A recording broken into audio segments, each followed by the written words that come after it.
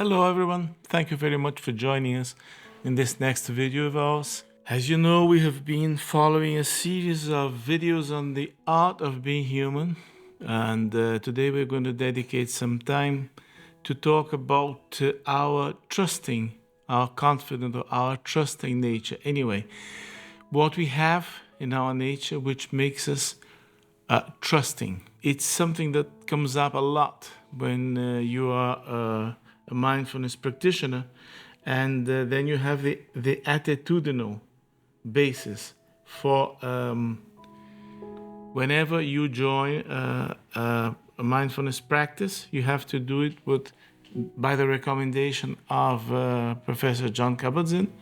You must do it with a group of attitudes, and these attitudes, the first one is non-judging, a non-judgmental attitude. The second one is a trusting attitude. You have to do it trusting that your experience will not deceive you, that your experience is legitimate, that your experience is factual. And then we have this idea of trusting. Now, what does it mean to trust? You may say, look, I know what trust means, or in Portuguese, confiança. I know what it means. I have no doubts. You know what it means. I have no doubts. I know what it means. But then this is something of a mindfulness practice. We just stop what we are doing and we contemplate the idea of trust. And we look at it. Just like we look at a raisin in our initial practice in mindfulness. Those of you who have gone through an 8-week program know that we have the first day in several courses, several different courses. The first day deals with a raisin. I pick a raisin up. I know what a raisin is. I know what a raisin is. You know what a raisin is. Yet, submitted to our observation within certain conditions can produce a brand new, entirely different experience with a well-known raisin. Pretty much the same happens with a word. I know what trust means, yes, but when we really stop and look at it, breathe and look at it, pay attention to it, some new insights might pop up. So when we talk about trust, in Portuguese we have the word confiança, which is the same origin as confide in English. Confident, confiding, confidere. And fidere means to entrust something together with someone else. When it's basically, someone else can be another person, but you can trust an environment. You can trust an endeavor. Isn't that what happens? Sometimes people come offering you a new business and you study it and you feel if you trust it or not, if you're willing to bet on it, means you trust it. Trusting together, giving credit to something in the face of a different reality, in the face of a challenge, in the face of an experience. It's about giving credit, which also means that you can believe that something or someone will be benign or will not betray nor deceive your expectations. So when is it you trust someone? You trust someone when you believe they will not betray your expectations, or if you like, they won't betray the expectations they want you to have with them. You can trust me. Oh man, trust it. My dad had a saying. He used to, for a period of his life, he worked in some nutritional experiments where you fed a huge amount of rats, and he every now and then I'd go and watch the lab, and I'd just see the one of the cages had a very difficult access to food, and I said, "Is the rat going to be able to eat here?" He looked at me and said, "Oh, trust a rat to eat. Give it credit. That's exactly what we are talking about here. We're not talking about something necessarily virtuous, but we are talking about the capacity of resting assured. Now, what we don't know about trusting is that trust is essential for building social bonds. Usually we think the opposite. To be able to be well succeeded in life, trust no one. Isn't that what we learn? It's about, in the market, it's me against the rest of people, all of people. There's no possibility of trusting. There is no possibility of teamwork. Or, worse still, sometimes you belong to a team, and within the team, you don't trust. That is a team that is fated to go weaning and growing weak. Why? Because we have to have trust. I have to believe my partner is able to deal with what he puts himself to do. And then with where you have no trust, there is no dialogue. There is no possible dialogue. That's one of the paradoxes, the paradoxical nature of diplomatic endeavors. What's the use? Diplomats. What's the use of negotiations, long meetings, if the two sides don't trust? Both sides are not trusting that the main intention is to pacify and to unify.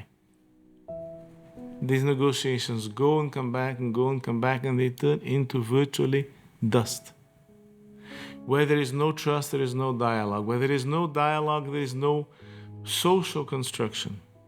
Now you see, a dialogue doesn't necessarily mean me and you sitting down and talking and changing ideas. No, dialogue can be the way I deliver a job I put myself to do.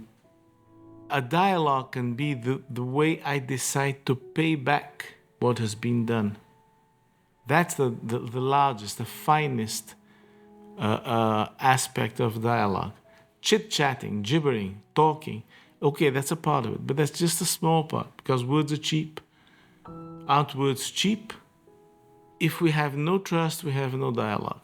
If we have no trust, no dialogue, then there is a third experience, which is essential for our psychological well-being, for our quality of life, for living a life worthwhile, which is the possibility of love, loving. No trust, no love. And then if you have any doubt in that, you can just think of it. To what a degree can you love something or someone you don't entirely trust? Or if you like, you don't entirely trust to be loyal in a certain aspect to your life. There can be a boat.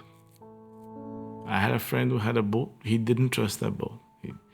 We used to dive, and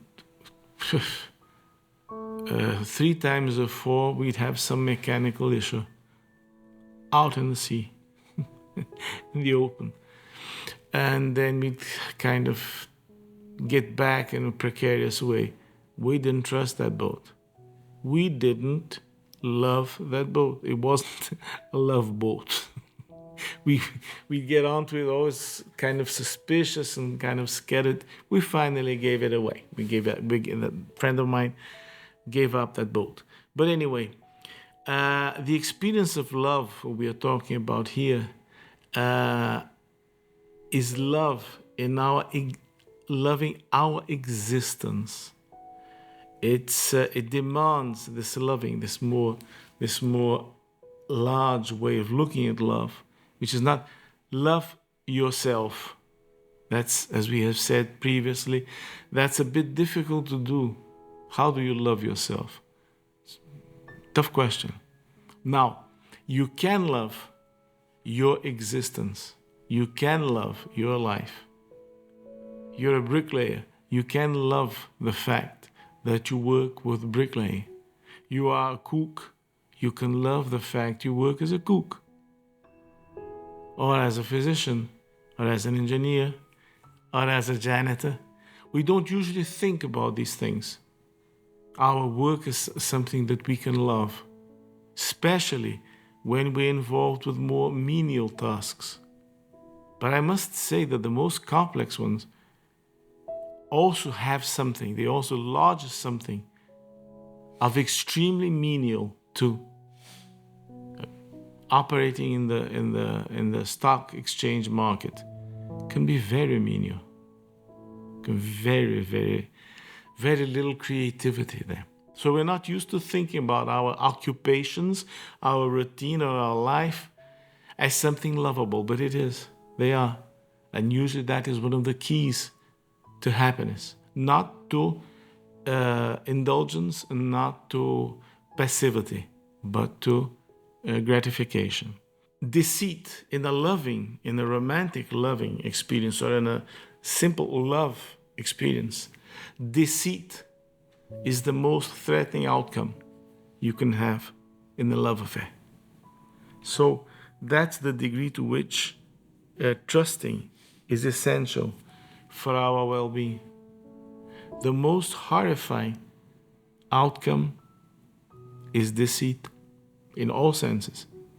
Couples that come apart, that divorce, and then they become surprisingly mean with each other when they have to break up the patrimonial aspects, the real estate, the money, the invested money. You see the darkest, the shadiest aspect of our nature.